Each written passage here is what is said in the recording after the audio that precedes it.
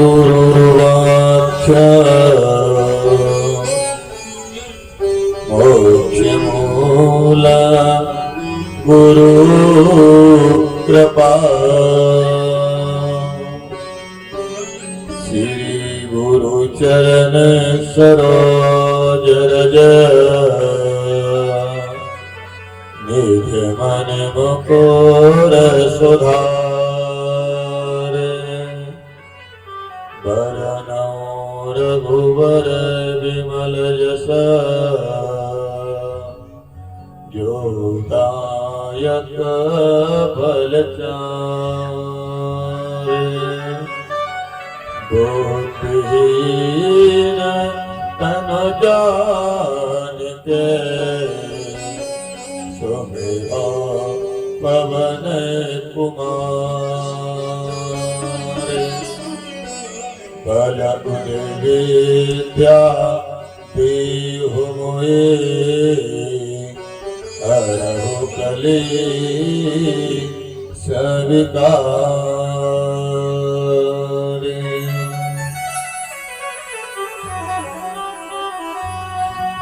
परम मंगलमय परात्पर अखिलेश्वर अकारण करुणावरुणालय भक्त वांछः कल्पतरु श्री तदुन्नत पीतांबरधारी श्री बालकृष्ण लाल की वांगमय प्रतिमूर्ति श्रीमद् भागवत महापुराण नर हो या नारी ग्रस्तियों वृत्ति प्यार करने योग्य बच्चे सभी के लिए व्यासपीठ की ओर से जय श्री कृष्णा बोले राधे राधे। आइए चलते हैं अपने मन और वाणी को पवित्र करते हुए प्रभु के हरि नाम संकीर्तन गुणानुवाद करते हुए और उसके बाद में श्रीमद् भागवत कथा में प्रवेश करेंगे। बोलिए वृंदावन बिहारी लाल की।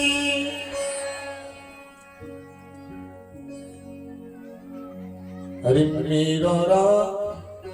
नीरो राधा रमण गिरधारे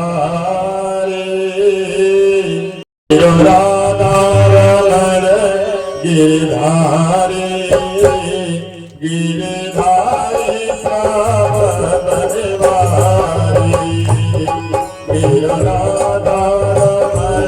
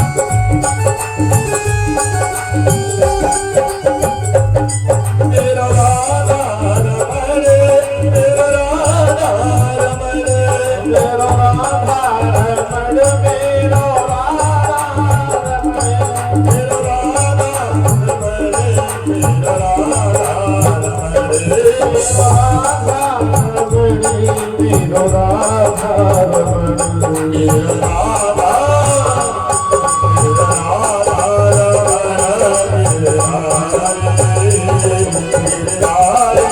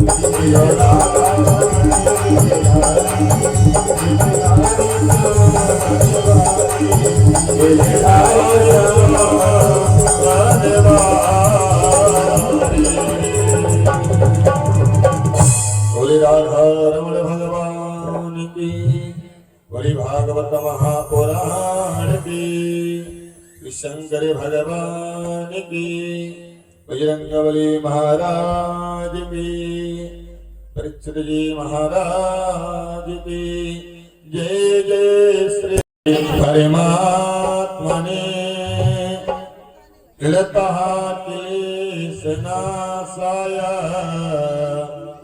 गोविंदाय नमो नमः। नीलांबुज श्यामल कोमलांगा सीता समारो पितवाम भागा कारो महासा यज्ञकार चापा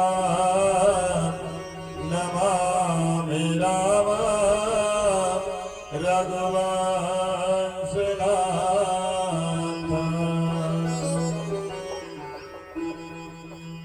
एकदा नैमिषारण्य क्षेत्रे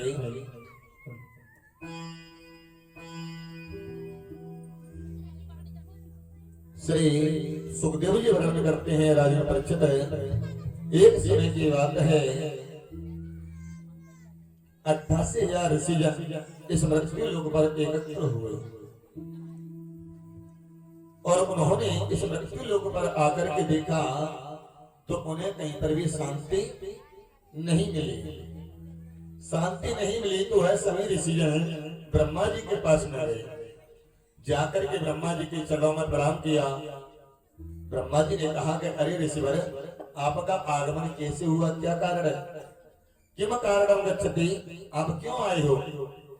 तो उसी समय ऋषिजन कहने लगे, बोले प्रभु केवल आपके दर्शन की इच्छा थी, इसलिए हम चले आए। ब्रह्मा जी ने कहा कि सुनो ऋषियों, आप झूठ बोलते हो, क्योंकि यह मृत्यु लोक है।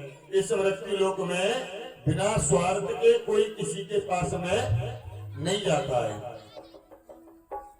बिना स्वार्थ के कोई किसी के पास में नहीं जाता है। और आप बोलते हो तुम दर्शन की इच्छा से आए।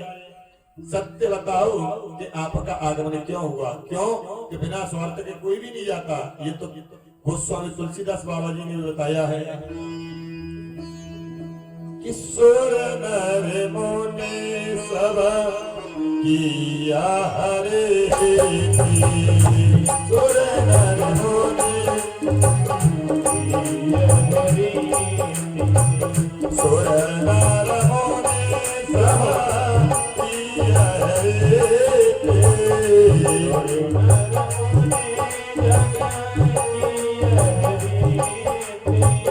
स्वार्थ लागे कर सब प्रेमी करे सब प्रीति। जय राम जय राम जय जय राम जय राम जय जय राम। कि बिना स्वार्थ के कोई किसी के पास में नहीं जाता। उसी समय सभी ऋषि ब्रह्मा जी के चरणों में लेट गए और कहने लगे, बोले प्रभु हमें कोई आप ऐसा पवित्र स्थान बताएं यहाँ पर जाकर के हम प्रभु का गुणानुवादी कर सके, प्रभु का भजन कर सके। तो उसी समय ब्रह्मा जी ने एक चक्र को छोड़ा और कहा कि हे ऋषियों, इस चक्र को मैं भेजता हूँ जहाँ पर इस चक्र की नेमी श्रम हो जाए, यानी कि रुक जाए, वहीं पर आप वास करना। वह चक्र आगे आगे जाने लगा। सभी ऋषियों उस चक्र के पीछे पीछे। सीतापुर से आगे जाकर के घनघोर जंगल में वो चक्र रुक गया। उसी क्षेत्र में जाकर के चक्र रुक गया और वहीं पर संतों ने वास किया और उसी का नाम रखा नेमी सारण्य। भगवान नेमी का वास होता है पलकों पर। कहां पर? आंखों की पलकों पर भगवान नेमी का वास होता है। जहां पर पलक झपकने के बराबर भी अशांति ना हो, शांति ही शांति हो। जैसे कि आज हमारे पांडाल में बिल्कुल शांति ही शांति है। तो नैमिषारण्य क्या है? यही नैमिषारण्य है जहां पर अशांति ना हो, केवल शांति ही हो। और वहीं पर ऋषियों ने आश्रय लिया, वहीं पर प्रस्थान ग्रहण किया, वहीं पर रुके वो लोग। सभी वहीं पर रहने लगे, अपने नित्य कर्म से निवृत्त हुए। भजन संध्या से खड़े हुए तो उन्होंने क्या देखा कि एक ऋषि चले आ रहे हैं। उन्होंने देखा कि कोई महात्मा चला आ रहा है, बड़ी दिव्य मूर्ति है। जब नजदीक आए देखा तो सूत जी महाराज। सूत जी महाराज को देखते ही उन ऋषियों ने प्रणाम किया, दंडवत प्रणाम किया। सूत जी महाराज कहने लगे कि अरे ऋषिवर, आप ये क्या करते हैं? अरे आप तो हमसे वर्ष में बहुत बड़े हो। क्यों श्रोताओ? सूत जी जो पधारे हैं उनकी उम्र है केवल 20 वर्ष की, और जो ऋषि है ना वो तो हजारों वर्ष लंबी उम्र वाले हैं। एक ऋषि तो ऐसे हैं जो न जाने कितने चतुर्युगों को अपने जीवन में देख चुके हो। चतुर्युग किसे कहते हैं? सतयुग, त्रेता, द्वापर और कलयुग। इन सबको बीत जाने को एक चतुर्युग कहते हैं। वह ऋषि तो न जाने कितने चतुर्युगों को देख चुके हैं, फिर भी आज सूत जी को देख करके आदर सम्मान कर रहे हैं। क्यों? सूत जी ने कहा कि अरे ऋषिवर, आप ये क्या करते हो? तो उसी समय ऋषियों ने बड़ी सुंदर बात की और कहा कि धन वृद्धा, बल वृद्धा, आयु वृद्धा, तथैव च। ऋषियों ने कहा कि धन वृद्धा, बोले कि कोई धन में बड़ा होता है, उम्र में छोटा हो लेकिन धनवान है तो वही समाज में सबसे बड़ा माना जाता है ना? धन वृद्धा, बल वृद्धा, कोई बल में बड़ा है यानी अधिक बल है तो उससे वैसे सब डरते हैं। एक पहलवान है तो पहलवान से कौन बोलेगा? बल वृद्धा यानी कि उसमें बल है। आयु वृद्धा तथैव च, और एक होते उम्र में बड़े, आयु में बड़े। लेकिन सूत जी महाराज से कहा सोनकादिक ऋषियों ने कि ते सर्वे विज्ञान वृद्धाश्च किंकरा शिष्य के करा। बोले कि महाराज, ते सर्वे विज्ञान वृद्धाश्च, ये शास्त्र कहते हैं कि जो ज्ञान में बड़ा है, जो ज्ञान में बड़ा है वही सबसे श्रेष्ठ है, वही सबसे बड़ा है। बोले महाराज, आप तो ज्ञानी हैं, अरे हमारे अंदर जो अंधकार बैठा हुआ है उसको दूर करने में आप करोड़ों सूर्यों के समान हैं, इसलिए प्रभु आप ही सबसे बड़े हैं। सभी ने प्रणाम किया। लेकिन श्रोताओ, आजकल हम अपने आप को सबसे बड़ा मानते हैं, सामने वालों का सम्मान ही करना छोड़ दिया। यानी कि पहले जब बेटा घर से बाहर जाता तो माँ बाप के पैर छू के जाता था, आशीर्वाद लेके जाते थे। लेकिन आज तो जब घर से जाएंगे तो पहली बात तो बोलेंगे ही नहीं, और बोल भी जाएंगे ना तो ठीक है, बोले पापा जी नमस्ते, मम्मी नमस्ते, भाई हम जा रहे हैं। अब जब बड़ों को प्रणाम ना करें तो संस्कार आए कहां से? देखिए सोनकादि ऋषियों को जो कि 20 वर्ष के सूत जी को बार बार प्रणाम कर रहे हैं, लेकिन हमें प्रणाम करने में, पैर छूने में बड़ी शर्म लगती है। झुकना तो जानते ही नहीं। एक डायलॉग चल गया कि मूवी का, बोले पुष्पा राज झुकेगा ही नहीं, यानी कि झुकना कोई भी जानता ही नहीं है।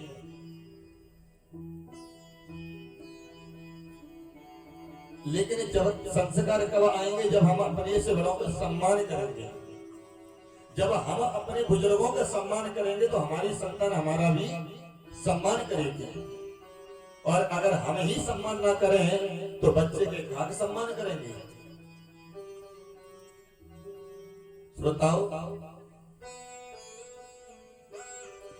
सूत जी महाराज से सोनकादि ऋषि कहने लगे, बोले प्रभु हम आपके समय को बर्बाद नहीं करना चाहते, क्योंकि कहते हैं कि अन्न का कड़ और संत का छड़ कभी भी बर्बाद ना करें, प्रयास करना चाहिए। लेकिन आजकल अन्न के कड़ की क्या चलती है, पूरी पूरी भोजन ही बर्बाद करते हैं। निमंत्रण खाने जाएंगे, बफर में जाएंगे, नहीं खलेगा फिर प्लेट में भर लेंगे, थोड़ा सा खाया बाद बाकी फेंक दिया। तो उसमें उस व्यक्ति का तो लॉस है ही है, लेकिन सबसे बड़ा हमें अपराध है। क्यों? कि हम अन्न का अनादर कर रहे हैं, अन्न को बर्बाद कर रहे हैं। और संत का छड़, ये प्रयास करें कि हमारी वजह से किसी संत महात्मा का समय व्यतीत ना जाए। लेकिन बुरा ना माने, मैं कह दूं, कहो तो बोल दूं और ना कहो तो कोई बात नहीं, आगे चलो।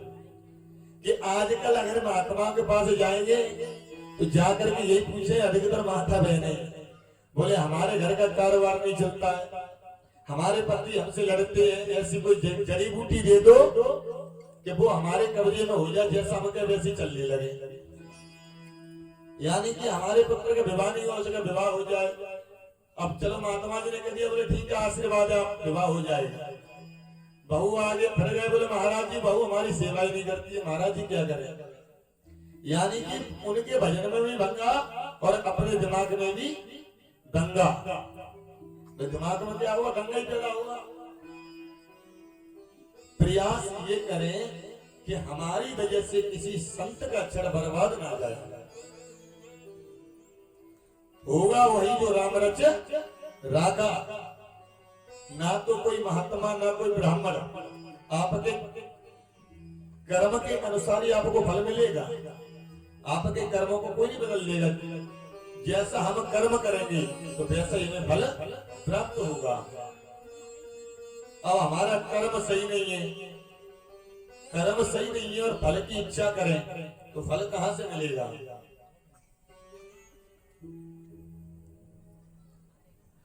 क्यों? कि कर्म ही प्रधान है।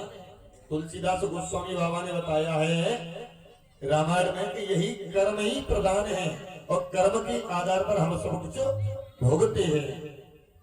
कि कर्म प्रधान और विश्व राज्य राधा।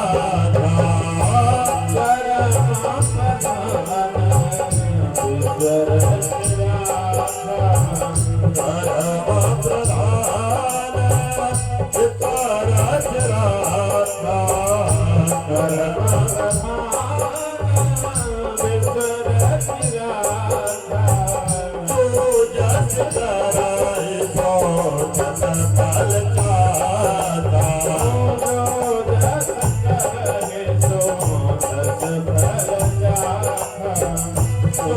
कर्म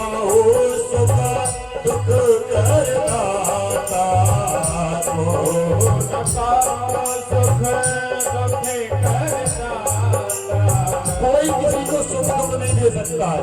कोई किसी को ये चाहे कि हम आपको दुख दे दें या सुख दे दें, कोई किसी को नहीं दे सकता है। उस समय तुलसीदास बाबा ने बड़े अच्छे शब्दों में लिखा है, सुख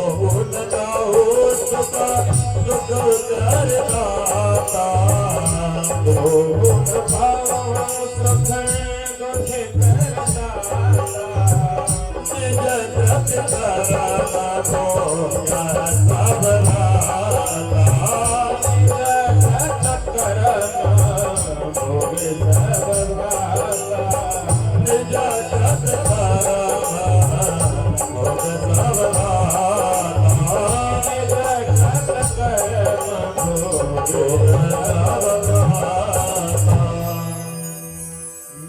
कृत्य कर्म और भोग सब भ्राता। जैसा हम कर्म करेंगे उसी प्रकार हमको भोगना पड़ेगा। बोया पेड़ बबूल का तो आम कहां से होगा?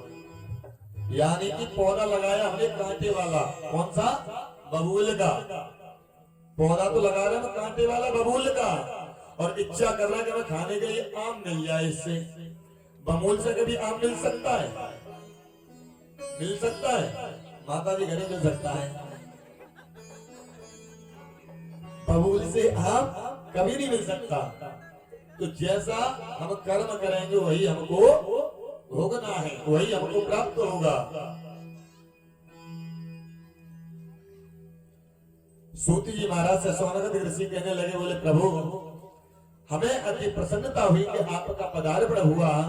अब आप हमें कोई ऐसी प्रभु की चर्चा श्रवण कराएं कि कथा श्रवण करें हम, और दुख दूर हो संसार के लोगों का। देखिए उन संतों का भाव।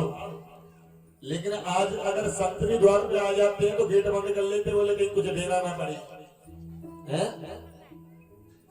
उन संतों का भाव देखिए कि कथा श्रवण करें हम, और दुख दूर हो संसार के लोगों का।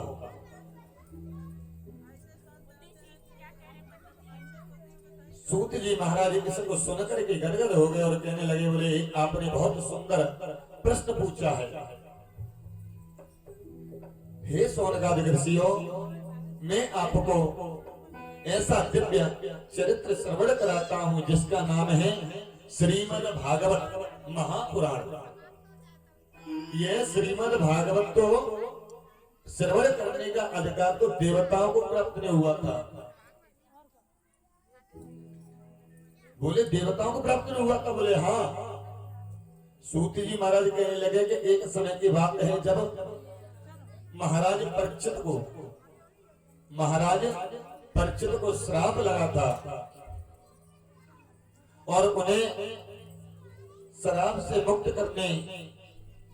मुक्ति के लिए श्री सुखदेव जी महाराज आए। जब सुखदेव जी महाराज राजा परीक्षित को कथा श्रवण करा रहे थे, तो उसी समय देवता लोग अपने यहां से अमृत का कलश लेकर के आए।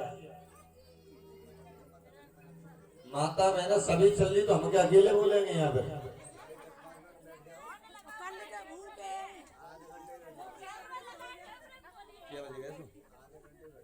आधे घंटे की बात है, बस आधे घंटे और देख लो, बस उसको ही आरती करा देंगे, चिंता ना करो। हम भी भूखे हैं, आप भी तो हम भी भूखे, चिंता ना करो, बैठ जाओ। अरे इन्हें केला दे दो, या केला प्रसाद रखा है, केला प्रसाद दे दो, खाते रहो और बैठे जाओ। अरे बैठ जाइए, कोई नहीं जाए। अभी आधे घंटे बाद आरती करवा दो, उसके बाद जाना, बैठिए।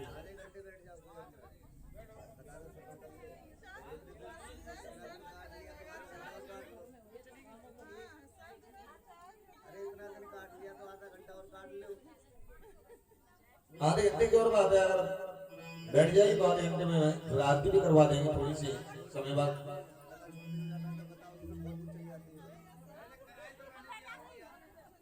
देखिए अगर आप कथा को छोड़ करके जाएंगे और कथा ने आपको छोड़ दिया तो, यानी कि कथा को छोड़ के आप अपने घर जा रहे हो और आपको छोड़ के कथा चलेगी तो हम तो उसे पकड़ भी नहीं पाएंगे, है ना? बोले वृंदावन बिहारी लाल की।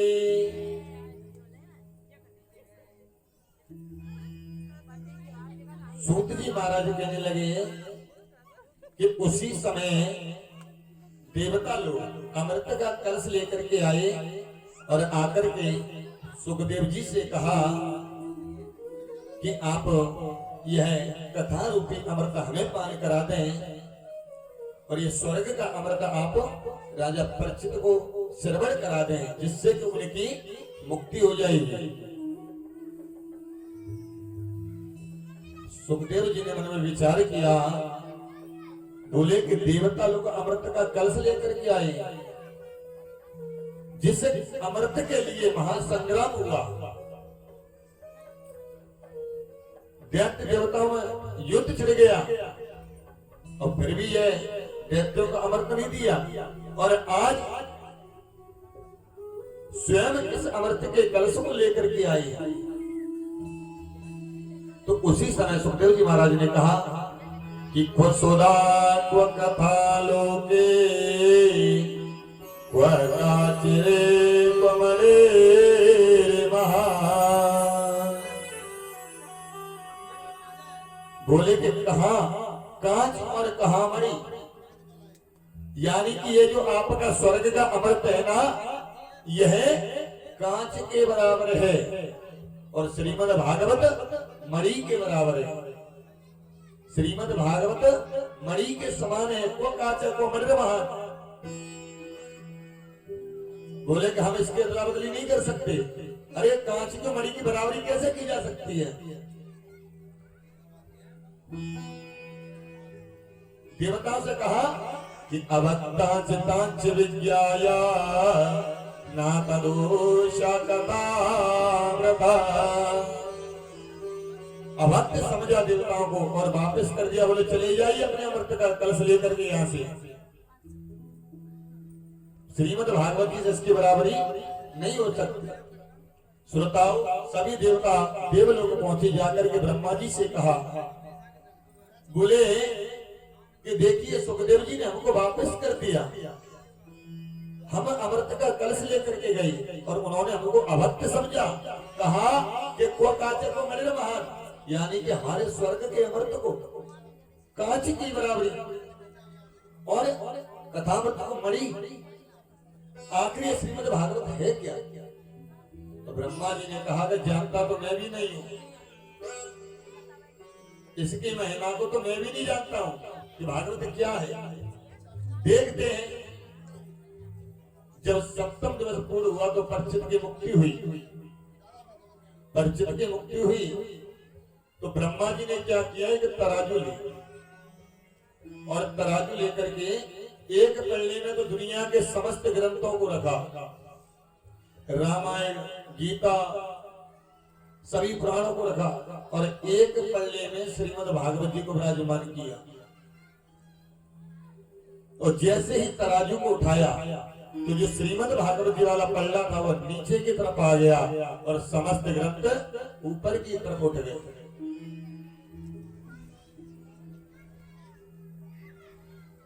बोले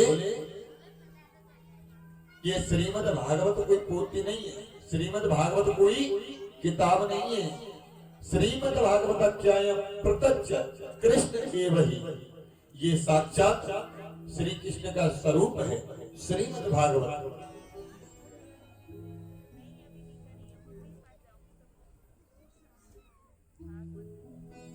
ये साक्षात प्रभु का ही स्वरूप है। सूत जी कहते हैं कि जो मैं आपको कथा श्रवण कर रहा हूं, ये अधिकार देवताओं को भी नहीं मिला था।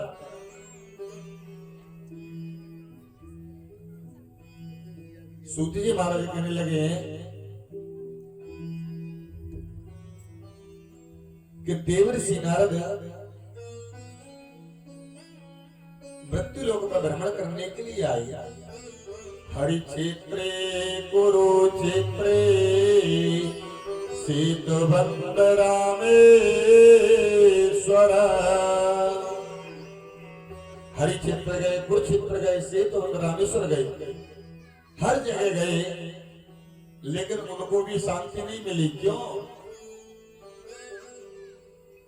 क्योंकि ये संसार है ना, यह एक दुखालय है। क्या है? दुखालय। इसमें सुख हम ढूंढते हैं, लेकिन सुख है कहां? सुख अभी तक किसी को मिला है? किसी को सुख मिला है?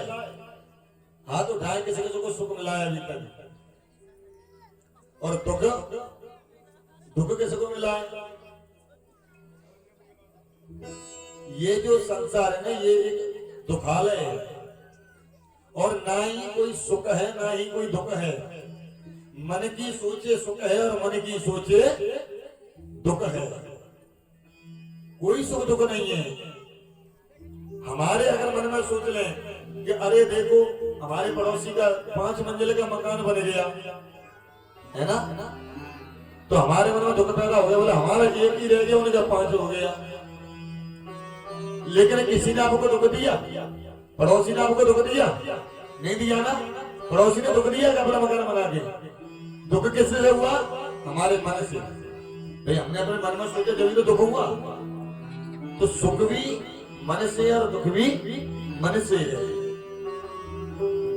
देवर्षि नारद भ्रमण करते हुए श्रीधाम वृंदावन पहुंचे तो वहां पर उन्होंने एक कौतुक देखा।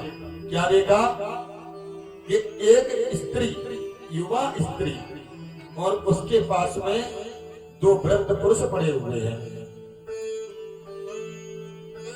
2 वृद्ध पुरुषों को देखा तो नारद जी निकल करके जा रहे, उन्होंने क्या देखा कि कुछ स्त्रियां पंखा जल रही हैं, उन वृद्धों पर जल पिला रही हैं, कुछ जल का छिड़काव कर रही हैं, लेकिन वो वृद्ध मूर्छित है। वृद्ध बोलते यानी बूढ़े, जर्जर, वो दोनों ही मूर्छित अवस्था में पड़े हुए हैं। अब तो नारद जी उधर से निकल करके जा रहे तो उन स्त्रियों ने नारद जी को बुलाया।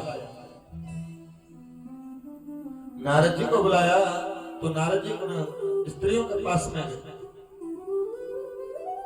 श्रोताओ, जब नारद जी महाराज ने परिचय पूछा कि आप कौन हो, तो जो युवा स्त्री बैठी हुई तो कहने लगी कि मैं भक्ति हूं, मैं भक्ति हूं, और ये जो 2 वृद्ध पड़े हुए ये मेरे दोनों पुत्र हैं, ज्ञान और वैराग्य। अब आश्चर्य की बात है कि माता जवान है और पुत्र वृद्ध है। नारद जी बड़े संकोच में पड़ गए। कहने लगे कि बताओ, जिसकी मां जवान और बेटे बूढ़े कैसे हो सकते हैं? तो नारद जी ने गीता का पाठ उन्हें श्रवण कराया। गीता का पाठ जब श्रवण कराया तो थोड़ी सी मूर्छा खुली, और जैसे पाठ पूर्ण हुआ वो फिर से मूर्छित हो गए। अब तो बार बार नारद जी महाराज उनकी मूर्छा खुलने के लिए प्रयत्न करते हैं। कभी गीता का पाठ करते हैं, कभी चालीसा का पाठ करते हैं, कभी दुर्गा सप्तशती का पाठ करते हैं, लेकिन उन पर कोई असर नहीं हो रहा। उसी समय आकाशवाणी हुई कि हे देवर्षि नारद, अगर आप भक्ति के कष्टों की निवृत्ति करना चाहते हो, ज्ञान वैराग्य का दुख दूर करना चाहते हो, तो आप कोई सत्कर्म करो। सत्कर्मो सूचको नूनम ज्ञान अज्ञा स्मृतो बुधई। आप कोई सत्कर्म करो। अब तो देवर्षि नारद भ्रमण के लिए निकले। बोले कि सत्कर्म आखिर है क्या? सत्कर्म है क्या? अब तो जब निकल के जा रहे हैं ऋषियों से, बोले सोचा मन में कि चलो किसी ऋषि से जाकर के पूछेंगे। अब तो जिसे किसी ऋषि के आश्रम में जाते वही ऋषि मौन होकर के बैठ जाते। क्यों भाई? नारद जी से नारद जी का प्रश्न और उसका उत्तर देना। भाई नारद जी तो सर्वज्ञानी है, नारद जी तो ज्ञानी है। अब तो जैसे आश्रमों में जाते तो कोई तो माला लेकर के बैठ जाता। नारद जी महाराज कहते, बोले महाराज से मिलना है, तो उनके शिष्य कह देते, बोले ऐसा गुरुजी अभी भजन पर बैठे हुए, बात नहीं कर लेंगे। दूसरे आश्रम में गए तो वहां पर मौन होकर बैठ गए सत्य, और कहने लगे अगर नारद जी आए तो बोल देना कि महाराज जी का 1 महीने का मौन व्रत है। कोई मौन होकर बैठ जाता। भाई छोटे मोटे संत तो किनारा ही करेंगे, बोले हमारे यहाँ पर आ गए तो हम तो जवाब ही नहीं दे पाएंगे। देवर्षि नारद निकल करके जा रहे हैं तो उन्होंने क्या देखा कि एक आश्रम है। आश्रम तो वहीं बाहर छोटे छोटे नन्हे नन्हे बालक खेल रहे हैं। नारद जी ने उन बालकों से पूछा, बोले आप कौन हो, आपके पिता का क्या नाम है? बोले हमारे पिता हैं ब्रह्मचारी, ब्रह्मचारी के संतान है। देव ऋषि नारद बड़े अचंभे में, थोड़े आगे और चले तो एक आश्रम फिर दिखा, वहां पर शोरगुल्ला हो रहा। बोले ये क्या है? बोले आश्रम है। बोले किसका? बोले मौनी बाबा आश्रम। नारद जी ने सोचा आश्रम मौनी बाबा को, शोरगुल्ला इतना, वहां एक संसार। आगे बालक मिले थे, बोल रहे थे किसके? बोले ब्रह्मचारी के। थोड़े और आगे चले तो देखा बिल्डिंग खड़ी हुई। बोले भैया ये किसका मकान है? बोले त्यागी जी महाराज का। अब तो नारद जी ने कहा, बोले ब्रह्मचारी के बालक खेले, ब्रह्मचारी के बालक खेले और मौनी में हो शोर और त्यागी की बिल्डिंग खड़ी, अब कहा करेंगी चोर। अब तो घूमते फिरते देवर्षि नारद उत्तराखंड में पहुंचे। वहां पर सनक, सनंदन, सनातन और सनत कुमार चारों भाई विराजमान थे बद्रीनाथ धाम में। बद्रीनाथ धाम में चारों भाई विराजमान थे। चारों को जाकर के देवर्षि ने प्रणाम किया। तो नारद जी को देखते संत कुमार कहने लगे, बोले नारद किम कारणम गच्छति, क्या कारण है आपका आगमन हुआ और आप इतने दुखी क्यों हैं? अरे हमने तो सुना है कोई कितना भी दुखी हो, अगर नारद जी का दर्शन हो जाए तो है प्रश्न हो जाता है, खुश हो जाता है। और आप जैसा संत आज इतना दुखी आखिर क्यों, क्या बात है? नारद जी ने कहा, अपनी पूरी वृत्तांत बताया। हरि क्षेत्र कुरुक्षेत्र सेतुबंध रामेश्वरम, जब मैं हर जगह भ्रमण करता हुआ श्री धाम वृंदावन में पहुंचा तो वहां पर मैंने यह दृश्य देखा और मैंने उन ज्ञान वैराग्य के बुढ़ापे को दूर करने के लिए बहुत प्रयत्न किया, लेकिन कुछ नहीं हुआ। उसी समय आकाशवाणी हुई कि सत्कर्म करो। हे संत कुमारों, मैं आपसे कुछ सत्कर्म के बारे में जानना चाहता हूँ, आखिर वो सत्कर्म है क्या? संत कुमार ने कहा कि हे नारद जी, आप परेशान ना हो, आराम से विराजमान रहो, जलपान करो, चिंतित क्यों होते हो? आपको प्रश्न का उत्तर मिल जाएगा। अब नारद जी को थोड़ी सी संतुष्टि हुई। अगर व्यक्ति का कुछ हो जाए और उसके मिल जाए तो उसे बड़ी प्रसन्नता होती, बड़ी संतुष्टि होती है। नारद जी विराजमान हो गए, बैठ गए। बोले बताइए सत्कर्म क्या है? तो उसी समय संत कुमारों ने कहा कि सत्कर्मो सूचको नूना ज्ञान यज्ञ स्मृतो बुधये श्रीमद् भागवतालापा सत्गीता सुखा।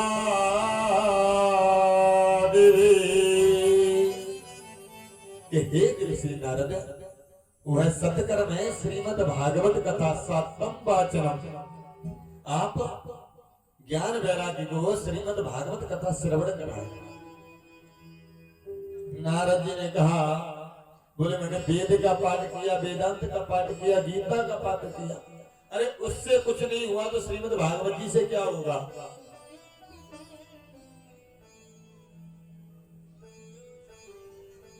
अब तो संत कुमार कहने लगे, बोले देवर्षि नारद सुनो,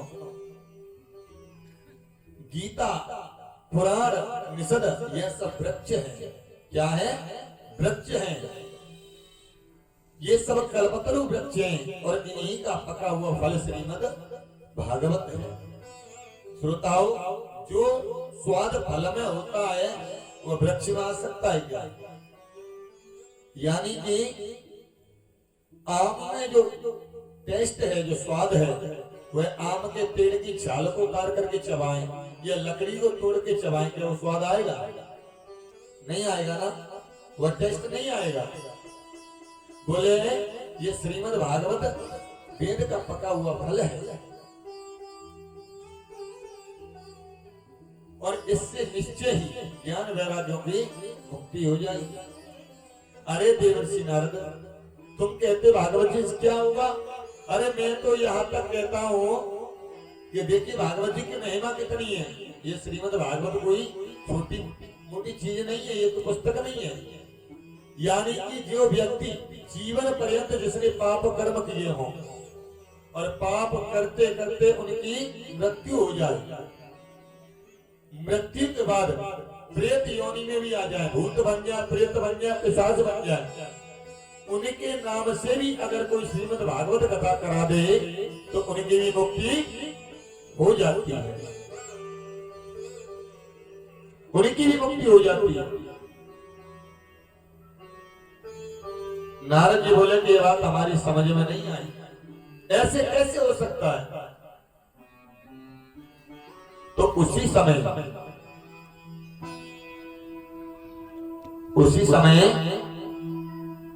देवर्षि नारद को सोनकादिक ऋषियों ने, वो देवर्षि नारद को शरद कुमारों ने बड़ी सुंदर दिव्य कथा श्रवण कराई कि हे नारद जी, तुंगभद्रा तटे पूर्वे, यानी कि तुंगभद्रा नदी के किनारे एक नगर है, उत्तम नगर, बड़ा सुंदर नगर है। और उस नगर में एक पंडित जी रहते जिनका नाम है आत्मदेव। आत्मदेव पंडित जी बड़े ही सुशील ब्राह्मण हैं, धर्म कर्म में हमेशा लीन रहते हैं, लेकिन उनकी विपरीत उनकी भार्या है धर्मपत्नी जी। धर्मपत्नी जी का नाम है धुंधली देवी। यथा नामे तथा गुण, व्यक्ति का जैसा नाम होता है वैसे उसमें गुण होते हैं, ये सत्यता है। अब हमारे भैया का नाम है भोला भैया, ढोलक वाले, बड़े ही भोले वाले हैं। यथा नामे तथा गुण, एकदम जलेबी की तरह बिल्कुल सीधे, बहुत सीधे। यथा नामे तथा गुण। धुंधली देवी कैसी है? अगर बोलती है तो ऐसे लगता है जैसे कि लाल मिर्च छिड़कती हो, इतनी कर्षक वाणी। और सभी से झगड़ा करना, पड़ोसियों से लड़ना। और लेकिन जब शाम को पति आते हैं पंडित जी महाराज, तो हाथ में लोटा लेकर के ऐसे खड़ी हो जाती है जैसे सती अनुसुईया के बाद इन्हीं का नंबर है। अब पंडित जी के मन में बड़ा आदर सम्मान है अपनी पत्नी के प्रति। क्यों? कभी लोटा लेकर के खड़ी है, बोले बड़ी मेरी सेवा करते, दिन भर इंतजार करती होगी, लेकिन ये नहीं मालूम है कि दिन भर पड़ोसियों से लड़ती रहती है। पंडित जी के घर पर सब कुछ है श्रोता, तुलसी का विरवा है, गाय है, लेकिन कोई संतान नहीं है। तुलसी का विरवा है तो वह सूख जाता है, गाय है। तो अब क्या हुआ, पड़ोसियों ने आना चालू किया पंडित जी के घर। पड़ोसी आए, श्रोता एक बात तो, पड़ोसी भी बढ़िया पड़ोसी भगवान की कृपा से मिलते हैं, अच्छे पड़ोसी भगवान की कृपा से मिलते हैं। और कि ज्यादा बढ़िया मिल जाए तो उखाड़ कर ही माने है, फिर तो उखाड़ कर ही माने। वहां से कह दो मकान ही बेचना पड़े कि कमरे चेंज करना पड़े, ज्यादा बढ़िया मिल जाए तो। अब तो पड़ोसियों का आना प्रारंभ हुआ, कहने लगे, बोले पंडित जी आपके घर में ये गाय है? बोले हाँ भैया। बोले 6 साल हो गए अभी तक ना बछड़ा ना बछिया कुछ भी नहीं, क्यों? पंडित जी कहने लगे, बोले भैया सेवा तो अपने हाथों से रोज करता हूँ, पता नहीं मेरी गाय बाज हो गई, पता नहीं क्यों, जब तक दूसरे पड़ोसी चले आए। बोले पंडित जी आपके तुलसी का विरवा क्यों सूख जाता है? पंडित जी कहने लगे, बोले भैया जल तो अपने हाथों से रोज देता हूँ, फिर भी सूख जाता है। तो क्या कहने लगे पता है? बोले पंडित जी आपको पता है आपकी गाय बाज हो गई, विरवा सूख गया, क्यों? पंडित जी बोले क्यों? बोले कि क्योंकि आपके घर में कोई संतान नहीं है, आपके घर कोई संतान नहीं है, आपके पितृ आपके पूर्वज आपसे प्रश्न नहीं है। वह सोचते हैं कि तुम्हारे बाद में कोई जल देने वाला ही नहीं बचेगा। यानी कि पंडित जी को भ्रमित कर दिया। वह सुशील ब्राह्मण पंडित जी को विरमत कर दिया और वह बेचारा सुशील ब्राह्मण घर को छोड़ करके वन में चले गए। जाकर के वन में एकांत में बैठ गए, रोने लगे और मन में संकल्प कर लिया कि जब तक मैं पुत्र प्राप्ति का मुझे वर नहीं मिलेगा तब तक मैं घर लौट करके नहीं जाऊंगा। तो उधर से समीक ऋषि निकल करके जा रहे थे। उन्होंने जब पंडित जी को देखा, श्रोताओं ये जो चेहरा होता है ना, ये प्रकार का कैमरा होता है। व्यक्ति को पहचानने में केवल 1.5 सेकंड का समय लगता है। कितना? 1.5 सेकंड का। 1.5 सेकंड में व्यक्ति की पता चल जाती है कौन सा व्यक्ति कितनी गहराई में है। तो उन्होंने देखा कि ये तो कोई सुशील ब्राह्मण है, विद्वान ब्राह्मण है, यज्ञोपवीत पहने है, जनेऊ पहने है, चोटी भी रखा है, ये तो कोई ब्राह्मण मालूम पड़ता है। मुझे ऐसा लगता है कि प्रभु के गुणानुवाद के लिए रुदन कर रहा है, प्रभु की तपस्या के लिए रो रहा है, प्रभु से मिलने के लिए। अब तो जैसे हुए संत महात्मा पास में पहुंचे, जाकर के देखा, बोले अरे विप्र देवता, आप इतने परेशान क्यों रोते हैं, क्या बात है? तो आत्मदेव उन महात्मा को देखते उनके चरणों में गिर गए, कहने लगे, बोले प्रभु मेरे देवता मुझसे प्रश्न नहीं है, मेरे पूर्वज मुझसे खुश नहीं है, क्योंकि मेरे घर में संतान नहीं है। आप मुझे कोई ऐसा वरदान दे जिससे मेरे घर में संतान हो जाए। अब महात्मा जी ने कहा, बोले सुनो, मैंने आपकी मस्तक रेखा को देख लिया है। अरे एक जन्म की चलती क्या है, 7 जन्मों तक तुम्हें संतान का सुख नहीं है। अब तो आत्मदेव जी कहने लगे, बोले महात्मा आपने तो मेरा दुख 7 गुना और बढ़ा दिया। श्रोताओं, महात्मा जी के चरण पकड़ लिए आत्मदेव जी ने और कहा कि प्रभु अरे आप तो संत हो, आप चाहो तो हस्तरेखा को बदल सकते हो, आप चाहो तो मस्तक रेखा में परिवर्तन कर सकते हो, और जब तक आप मुझे पुत्र प्राप्ति का वर नहीं देंगे मैं लौट करके घर नहीं जाऊंगा। और सुनो, मैं आपके चरणों में अपने सिर को फोड़ फोड़ के अपने प्राणों को दे दूंगा, लेकिन घर नहीं जाऊंगा। अब तो महात्मा जी संकोच में घबरा गए, बोले मुझे ब्रह्म हत्या लगेगी। फिर कहने लगे, बोले क्या करोगे आप पुत्र लेकर? अरे हम पुत्र की कामना क्यों करते हैं? पुत्र करता क्या है? अंतर्दृष्टि के लिए पुत्र की कामना करते हैं कि जब हम स्वर्गवास हो जाए तो हमारी चिता में आग लगाए, सिर में डंडा मारे, खोपड़ी फटे जाए, उसमें 1 लोटा घी भर दे, इससे मुक्ति हो जाएगी। इसलिए तो पुत्र की कामना करते हैं। लेकिन श्रोताओ, अगर पुत्र कुपुत्र हो गया, पुत्र कुपुत्र हो गया तो 1 लोटा की चलती क्या 100 लोटा घी भी भर दे तो भी मुक्ति होने वाली नहीं है। बोले क्या करोगे तो पुत्र लेकर? अगर तुम्हें पुत्र ही चाहिए तो कन्हैया को पुत्र मानो, मेरे ठाकुर जी को अपना पुत्र मान लो।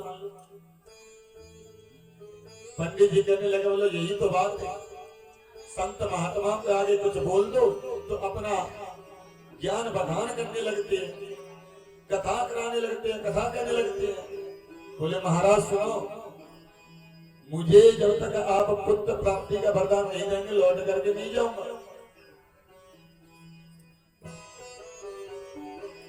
श्रोताओं, अब संत घबरा गए, यानी कि अगर इसने प्राण दे दिए तो मुझे ब्रह्म हत्या लग जाएगी। संतों का हृदय बड़ा कोमल होता है कि संत हृदय नवनीत समाना, संत हृदय नवनीत समाना, संत हृदय नवनीत समाना, संत हृदय नवनीत समाना। कवे करे गया है नजारा गया हो कवे करे गया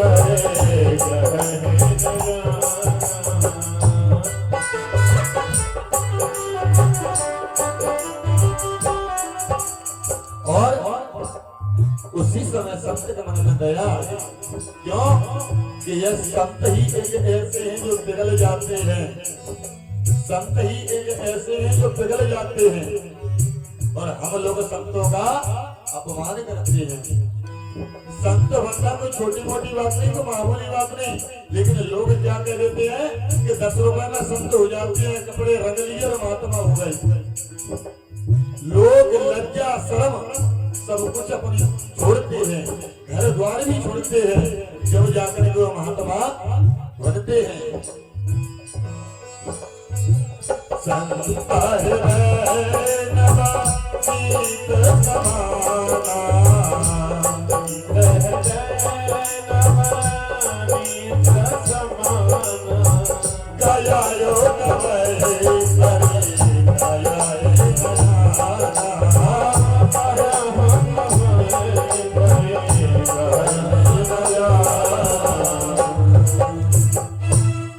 अब तो संत के मन में दया उन्होंने अपने तपोबल से एक फल को प्रकट किया और फल पंडित जी को दे दिया और बोले कहा नियम बता दिया बोले जाओ अपनी धर्मपत्नी को खिला देना और सुंदर संतान होगी गुणवान होगी।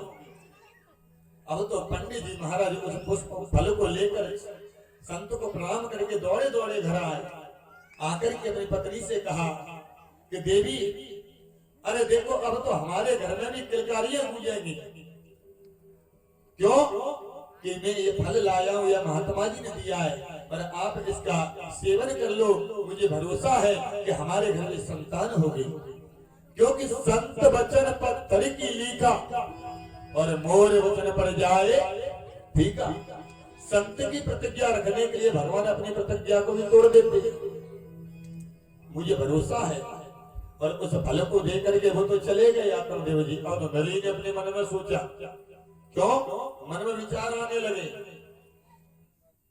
धुंधली कोई और नहीं है। अब मैं आपको धुंधली का व्याख्या करूंगा धुंधली है कौन जो स्वयं धुंध में रहती हो किस समय धुंध में अंधेरे में अज्ञान रूपी अंधेरे में और अपने परिवार को भी अज्ञान रूपी अंधेरे में रखी वही तो धुंधली है। अब तो धुंधली ने मन में विचार किया कि फल होने से की संतान होती है।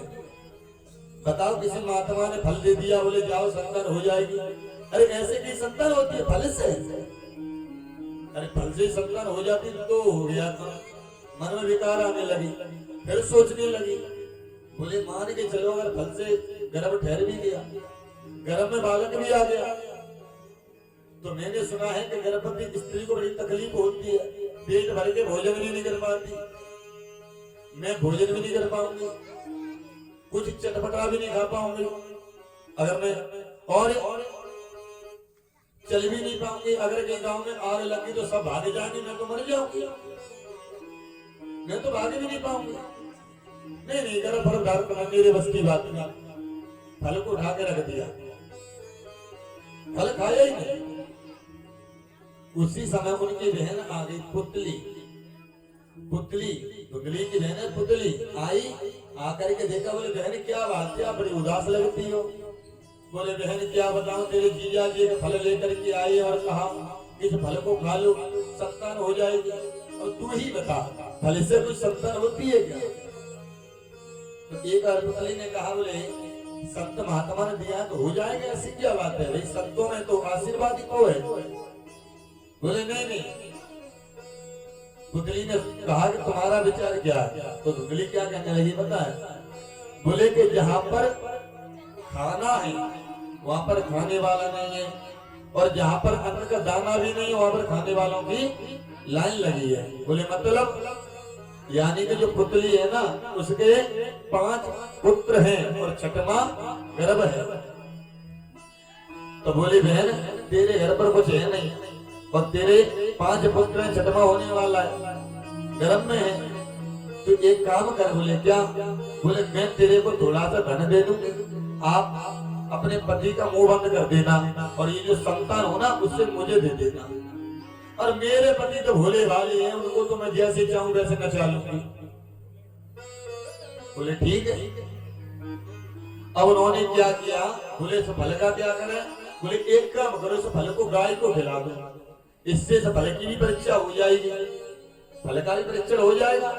उन्होंने मिलकर के उस फल को गाय को खिला दिया और अपने पेट पर कपड़ा बांध के बहाना करती रही कि मेरे गर्भ है, मैं मां बनने वाली हूं, भोले भाले पंडित जी।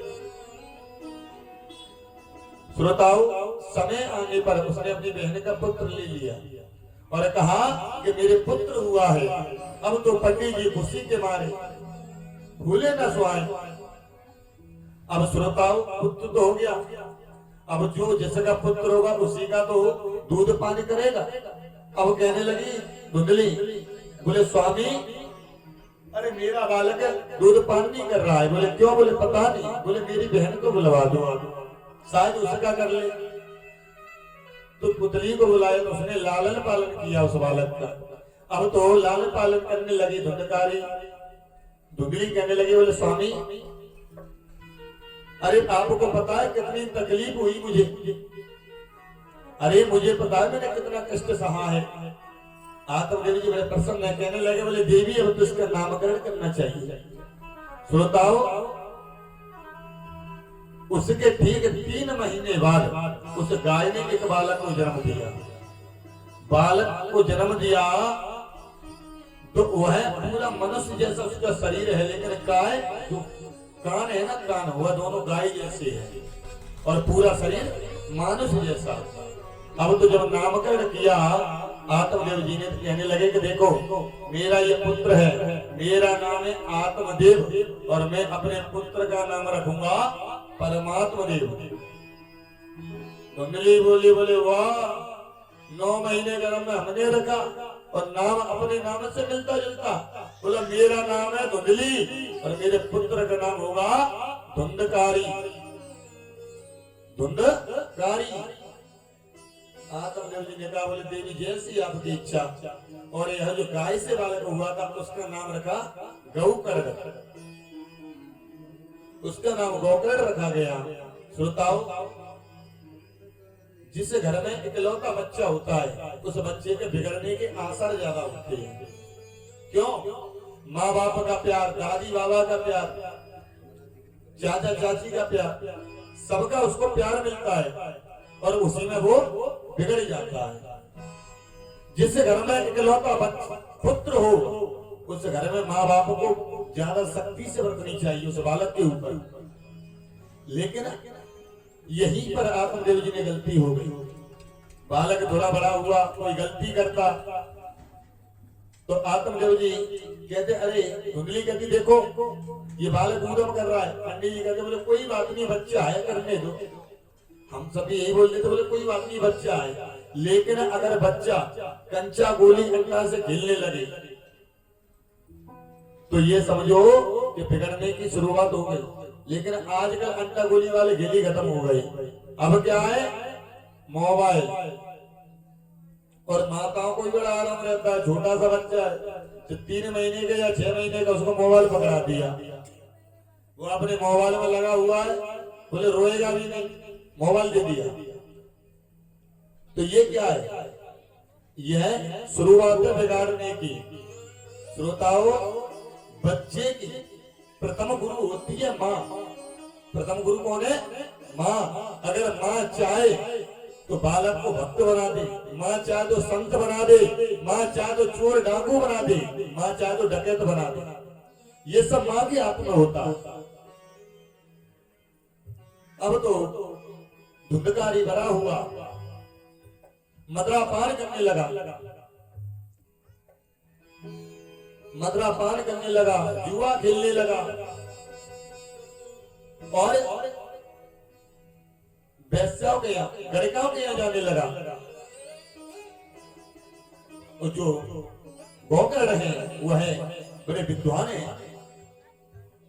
कि गौकर्णो पंडितो ज्ञानी धुंध धुंधकारित महाखल गोकर्ण सुबह से संध्या तक हरि पूजन में ध्यान लगाता है और वह नीचे धुंधकारी देखो घर गाँव के घर जाता है। यानी कि घर गाँव में जाने लगा। आज आत्मदेव जी महाराज के स्वर्ग जैसे घर को नरक का अड्डा बना दिया। कहीं पर मदरा पड़ा है, खाली बोतल पड़ी हुई है, मीट पड़ी हुई है। आत्मदेव जी ने एक कर्षक वाणी से बोले हे पुत्र, तूने मेरे घर को नरक का अड्डा बना दिया। उसी समय डांट करके धुंधकारी बोला, बोले आप चुप रहिए, बोले आप शांत रहिए, आप जो भी करते हो सही करते हैं, अच्छा ही करते हैं। श्रोता, ये धुंधकारी ने नहीं कहा। आजकल के सभी बच्चे इसी बातों को कहते हैं। अगर माँ बाप या दादी बाबा कुछ कहे, बोले बेटा ऐसा ना करो, तो कहते हैं बोले आप क्या जानो, आप तो पुराने जमाने के हो, आप तो ओल्ड मॉडल हो, पुराने मॉडल के हो आप तो। अरे हम देखो, आप क्या पुराने जमाने वाली बात थोड़ी से लेके हो। लेकिन श्रोताओ, जो बुजुर्ग जिस बात को कहते हैं, क्यों कि उन्हें अनुभव है उम्र का, और हमें अपनी पढ़ाई का तजुर्बा है। वो पढ़े लिखे नहीं है, पुराने जो व्यक्ति है पढ़े नहीं है लेकिन गुने बहुत हैं। पहले समय में घड़ी नहीं होती थी। आज हम सभी घड़ी देखते हैं फोन में, या घड़ी हाथों में, पहले घड़ी नहीं होती थी, और बिना घड़ी के ही एक्यूरेट टाइम बता देते हैं कि कितने बजे। क्यों? कि उन्हीं के पास अनुभव था। लेकिन आज हमारे पास अनुभव नहीं है, विवेक ही नहीं है। अनुभव होगा कहां से? विवेक है ही नहीं। श्रोताओं, अब तो आत्मदेव जी रुदन करने लगे, रोने लगे। उसी समय गोकर्ण जी का आगमन हुआ। गोकर्ण जी महाराज भी आत्मदेव जी को पिताजी कहते हैं। बोले पिताजी क्या बात है, आप क्यों रोते हो? तो बोले बेटा, इस धुंधकारी ने मेरे घर को नरक का अड्डा बना दिया। देखिए श्रोताओ, आत्मदेव जी पहले भी रो रहे थे, क्यों कि संतान नहीं है, और आज भी रो रहे हैं कि संतान है तो क्यों है। अब तो गोकर्ण जी महाराज ने आत्मदेव जी को ज्ञान दिया, कहा कि आप श्रीमद् भागवत जी कथा का 10वें स्कंद उनको श्रवण कराया। और भैया आरती करवा रहे, ठीक है, सभी खड़े हो जाएंगे, आरती करवा रहे, रुक जाइए थोड़ी देर बस। यानी कि बस 2 मिनट की कथा हो रहा है। धुंधकारी की मुक्ति करवाना, भूत प्रेतों को तो खत्म कराई था पहले, उसके बाद कोई और कथा करे। अभी आप सभी को सिर पर धुंधकारी बैठा हुआ है, पहले इसको खत्म करने दो। अब तो जैसे ही आत्मदेव जी ने उनको ज्ञान दिया, आत्मदेव जी को गोकर्ण जी महाराज ने अपना 10वें स्कंद उनको श्रवण कराया। आत्मदेव जी घर छोड़ के वन में चले गए। जाकर के प्रभु के चरणों में उन्होंने अपनी अर्जी लगाई और अपने स्वलोक को चले गए। इधर में श्रोता जो धुंधली है, वो है धुंधली देवी, घर पर है। अब तो धुंधकारी ने जैसे धुंधली देवी से कहा, बोले माँ लाओ मुझे पैसे दो, गहने दो। तो आज धुंधली कहने लगे, बोले बेटा सब कुछ तो तू ले गया, घर में है ही क्या? थोड़ी कर्षक बोली। तो जैसे उनकी कर्षक बोली तो धुंधकारी ने एक लात मारी अपनी माँ में, और वह माँ उस लात को ना सह सकी, जाकर के रात में कुएं में कूद के अपने प्राणों को दे दिया। जो भी जा रहे हैं प्रसाद लेकर के जाए, तो यानी कि प्रसाद लेकर के जा सके। जो भी उस लात को ना सह सके अपने प्राणों को दे दिया। श्रोताओं, अब तो धुंधकारी ने मन में सोचा कि घर में कोई है नहीं, 5 गड़काओं को अपने घर में रख लिया। गड़काओं को रख लिया तो गड़काओं ने सोचा कि इससे अपने धन तो बहुत ले लिया, और ये चोर है, राजा की नजर में भी आ चुका है, अगर राजा इसे पकड़ेगा तो हम भी पकड़े जाएंगे। तो उन गड़काओं ने क्या किया, उस धुंधकारी के सोते हुए धुंधकारी को पहले तो उसे मदरापान कराया, सोते हुए धुंधकारी को 4 पाई से बांध दिया। वो जलते हुए अंगार आग उसके मुख में भर के उसको मार दिया, वहीं पर जमीन में गाड़ के और सभी धन दौलत लेकर के घर का चली गई। श्रोताओं, कुछ समय बाद गोकर्ण जी महाराज तीर्थ यात्रा से वापस आए तो उन्होंने मन में विचार किया कि चलो रात्रि में यहीं पर विश्राम करते हैं।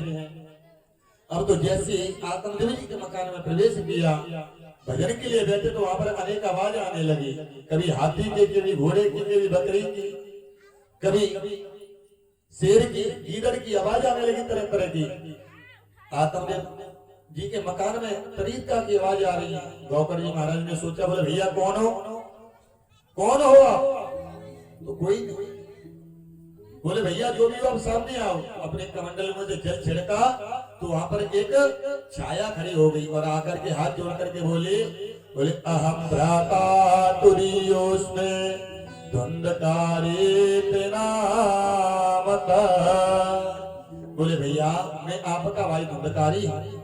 बोले धुंधकारी तुम प्रेत योनि में पड़े हो? बोले तुम्हारे लिए तो मैंने गया में जाकर के श्राद्ध किया, पिंडदान किया, फिर भी आप पड़े हुए हो। धुंधकारी कहने लगा, बोले भैया मैं कोई छोटा मोटा पापी नहीं हूं, मैंने बहुत बड़े बड़े पाप किए, अपने माँ बाप को कष्ट दिया है और मेरी वजह से पिता घर छोड़ करके चले गए, मेरी वजह से माँ ने अपना प्राणांत कर लिया, अपने प्राणों को दे दिया। पिंडदान से मेरी मुक्ति नहीं होगी। और सबसे बड़ी बात तो ये है कि आप मेरा भाई इतना ज्ञानी, यानी कि आप इतने ज्ञानी हो और मैं प्रेत योनि में पड़ा हूं, आप चाहो तो मेरी मुक्ति हो सकती है। गोकर्ण जी ने कहा कि आप चिंता ना करें। सुबह होते ही भुवन भास्कर भगवान सूर्य को गोकर्ण जी महाराज ने प्रणाम किया और कहा कि हे प्रभु, महाप्रेत की मुक्ति को उपाय क्या है?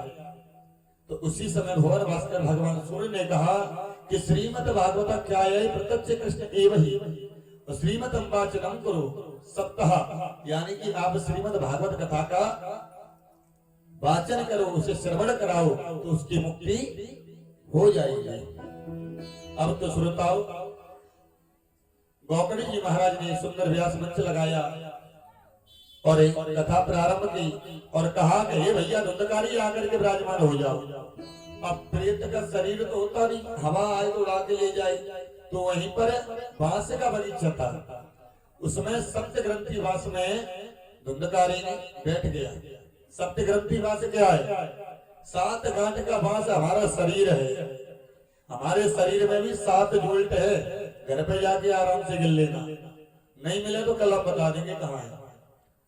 इस शरीर में भी 7 जोल्ट है, 7 गांठ है और वह हरा बांस था। 7 ग्रंथि में धुंधकारी बैठ गया।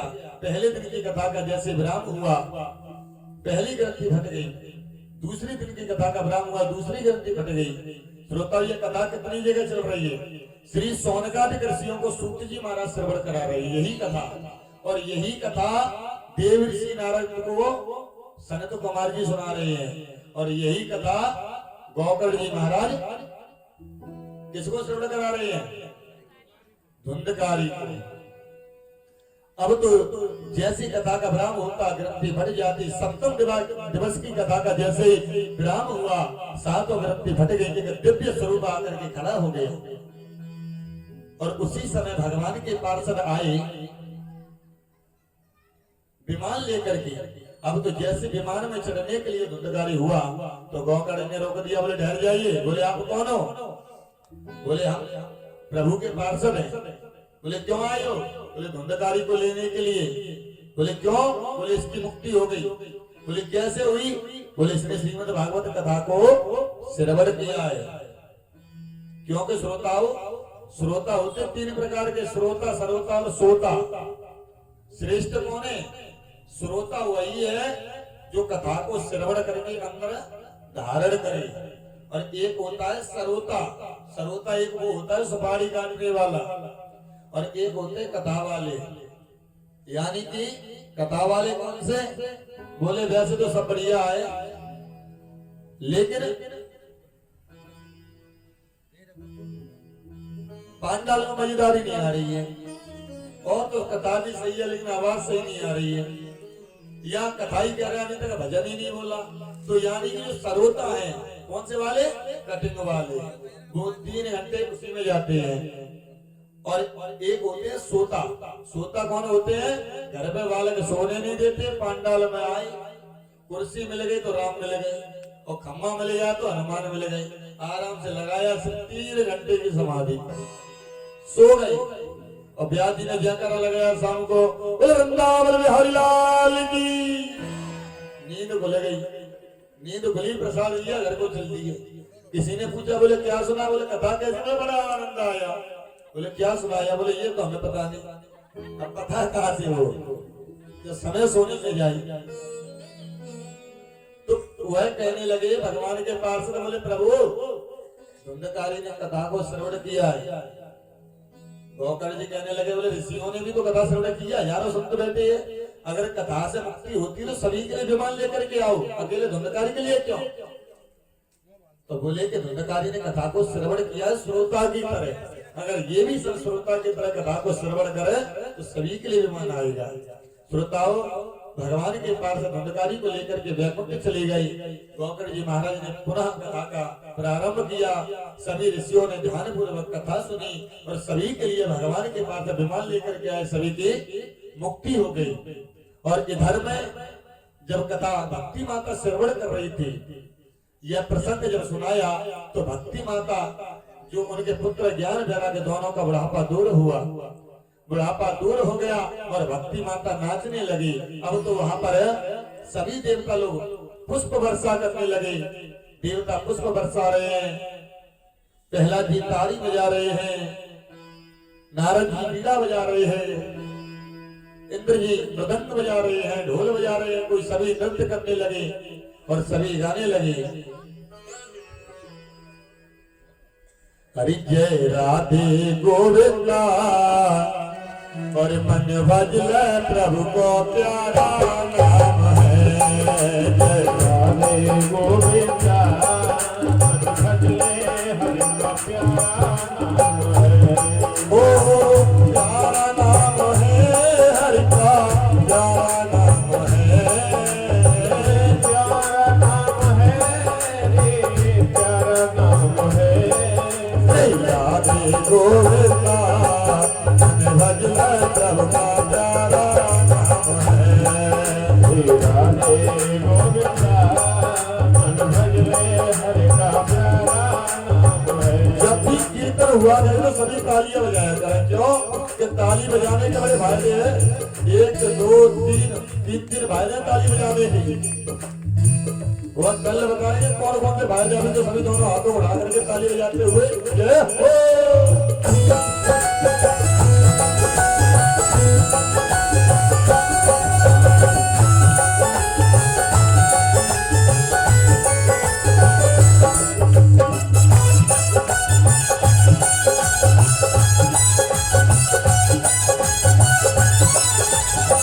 प्यारा नाम है हरि का, प्यारा नाम है, प्यारा नाम है हरि का, प्यारा नाम है। सभी खड़े हो जाइए, सभी खड़े हो जाइए। जय राधे गोविंदा, मन भजले प्रभु का प्यारा नाम है। जय राधे गोविंदा, मन भजले हरि का प्यारा नाम है। जय राधे गोविंदा, मन भजले प्रभु का नाम है।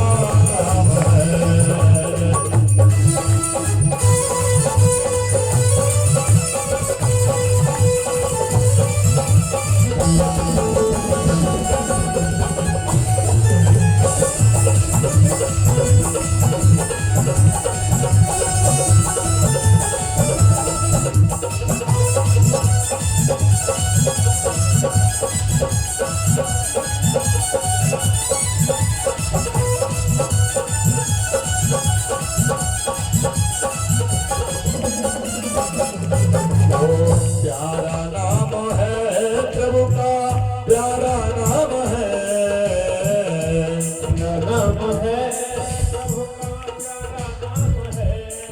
श्री राधे गोविंदा, श्री राधे गोविंदा, मन भजले प्रभु का प्यारा नाम है। के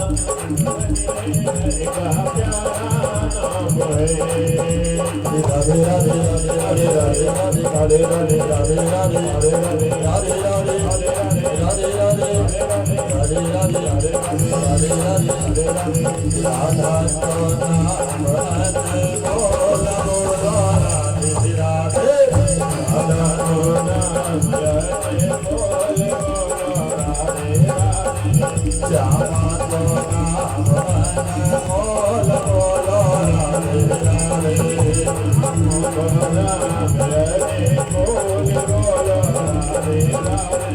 राधे राधे राधे राधे राधे राधे राधे राधे राधे राधे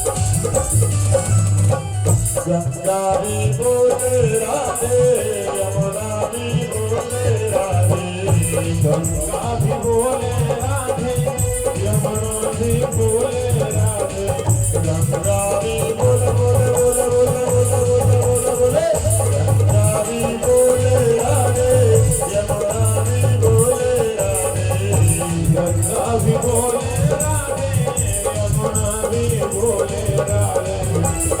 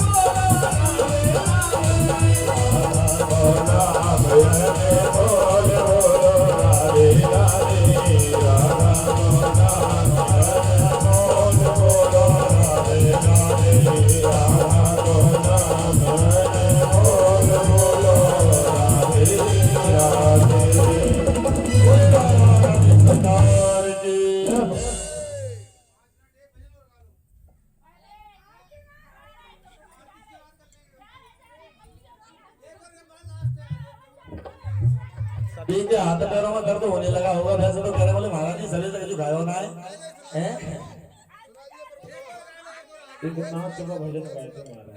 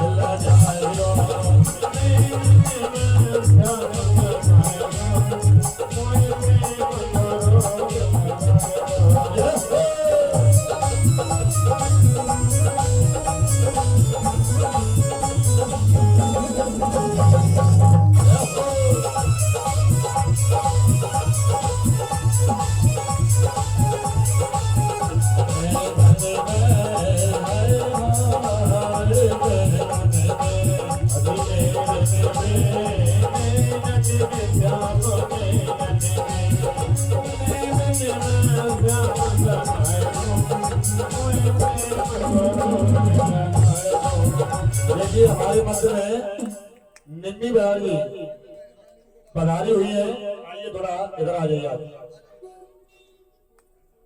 ऊपर आ जाइए। और सभी से यही हमारा विनती है कि भारी बहुमत से वोट दे करके और हमारी निम्मी बहन जी को जिता। और देखिए निर्दलीय खड़ी हुई है। ये भी नहीं किसी पार्टी से जो किसी के दबाव में नहीं है। ये किसी के दबाव में नहीं, निर्दलीय है। और हमेशा संग ऐसे का देना चाहिए जो अपने बल पर खड़ा हो, जो बलशाली हो। जोरदार ताली स्वागत करते हुए दीदी का भारी बहुमत से विजयी बना। सभी वोट दे करके हमारी निम्मी बहन जी को